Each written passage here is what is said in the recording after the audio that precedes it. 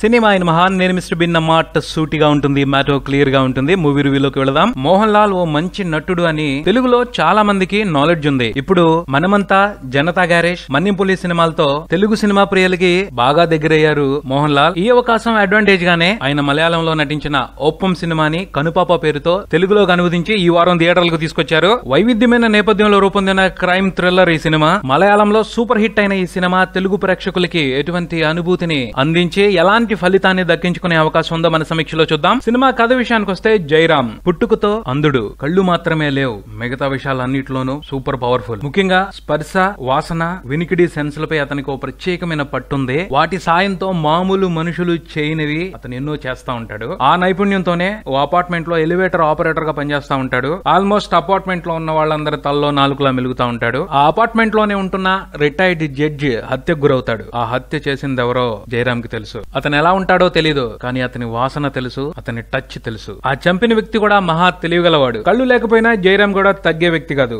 ఇద్దరి మధ్య ఓ thrilling game నడుచుద్ది. అదే ఈ సినిమా కథ. విశ్లేషణ విషయానికి వస్తే, ఓప్పం గతేడాది మలయాళంలో రిలీజ్ అయ్యి సూపర్ హిట్ అయిన సినిమా. సినిమాకి దర్శకుడు ప్రియదర్శన్. మోహన్ లాల్, ప్రియదర్శన్ కాంబినేషన్ లో చాలా సూపర్ హిట్లు ఉన్నాయి మలయాళంలో. 80s, 90s లో ఈ కాంబినేషన్ కి మలయాళంలో సూపర్ క్రేజ్. ఇద్దరు కలిసి నాన్ స్టాప్ హిట్లు ఇచ్చారు. ఆ తర్వాత ప్రియదర్శన్ హిందీకి వెళ్లి ఫామ్ కోల్పోయి మరలా ఫ్రెష్ ఇన్నింగ్స్ మలయాళంలో మొదలు పెట్టారు. అలా మొదలుపెట్టిన ఇన్నింగ్స్ లో ప్రియదర్శన్ కెరియర్ కి మళ్లీ బూస్ట్ ఇచ్చిన సినిమా ఓప్పం. దాన్నే తెలుగులో కనుపాప పేరుతో మన ముందుకు తీసుకొచ్చారు. ఈ సినిమాకి ఆసక్తికరమైన అంశమే హీరో బ్లైండ్ పర్సన్. కథగా చూసుకుంటే రెగ్యులర్ థ్రిల్లరే, కానీ హీరో అంధుడు అన్న విషయమే ఆ రెగ్యులర్ కథకి రిఫ్రెష్నెస్ ని పట్టుకొచ్చింది. రెగ్యులర్ కమర్షియల్ హీరో తన హీరోయిజాన్ని నిరూపించుకోవడానికి ఎన్ని ఫీట్లు చేయగలడో అన్ని చేసే వ్యవహారమే సినిమాలో గుడ్డివాడైన జయరాం క్యారెక్టర్ది. ఎంత హీరోయిజం ఉన్నప్పటికీ బ్లైండ్నెస్ అనేది డిజైబిలిటీయే. దాని ఎఫెక్ట్, దాని ఇంపాక్ట్ ఎంత కాదనుకున్నా ఏదో విధంగా ఉంటది.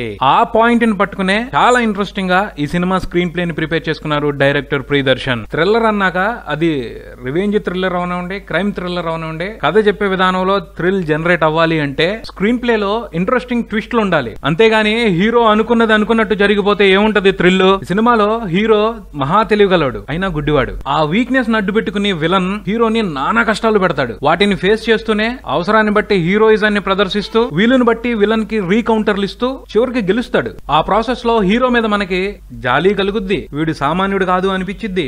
ఆ హీరోయిజాన్ని చూసి ముచ్చటా పడతాం. Mohan Lal complete actor. ఓరకనే అనలేదు ఆయన్ని కంప్లీట్ యాక్టర్ అని. పాత్ర ఎలాంటిదైనా జీవించేస్తాడు. ఈ సినిమాలో కూడా జయరాం క్యారెక్టర్ లో బ్రహ్మాండమైన యాక్టింగ్ ప్రదర్శన చేశాడు. యాక్టింగ్ కి సంబంధించి మోహన్ లాల్ ఓ రెఫరెన్స్ బుక్. అందులో ఈ ఓప్పం ఓ ఇంట్రెస్టింగ్ లెసన్ అనే చెప్పాలి. కొత్తగా నటన కెరియర్ మొదలు పెడుతున్న వాళ్ళందరూ కూడా ఈ పాత్రను చూసి నేర్చుకోవడానికి బోల్డ్ అంత ఉందనే చెప్పాలి. ఆడియన్స్ షూర్ గా ఆయన పెర్ఫార్మెన్స్ కి ఫిదా అయిపోతారు. అంత బాగా చేశారు. ఆ తర్వాత ఈ సినిమాలో ఇంకో క్యారెక్టర్ ఉంది, అదే విలన్ క్యారెక్టర్. తమిళ డైరెక్టర్ సముద్రకని చేశారు ఆ పాత్రని. బేసిక్ గా క్యారెక్టరైజేషన్ హైలైట్.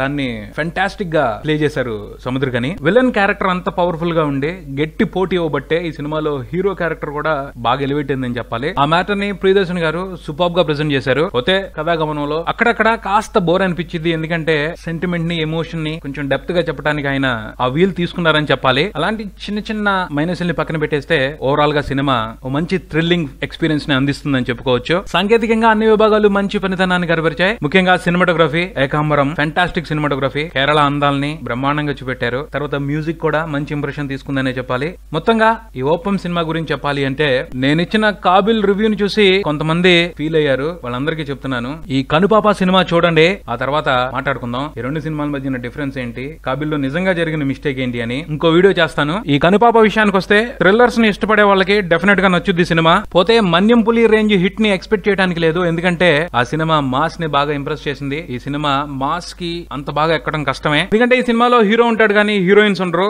మంచి మంచి క్యారెక్టర్స్ ఉంటాయి. రెగ్యులర్ ఫార్ములా బేస్ కి కొంచెం దూరంగా ఉంటది. కనుపాప సినిమాకి నేను ఇచ్చే రేటింగ్ ని సినిబీ మూవీ రేటింగ్ యాప్ లో చూసి తెలుసుకోగలరు. మీరు కూడా ఈ సినిమాని సినిబీ యాప్ లో రివ్యూ చేయండి. మరో రివ్యూతో మళ్ళీ కలుద్దాం. Subscribe and keep watching Maruthi talkies. For me mister B and talkies Raja. Thank you.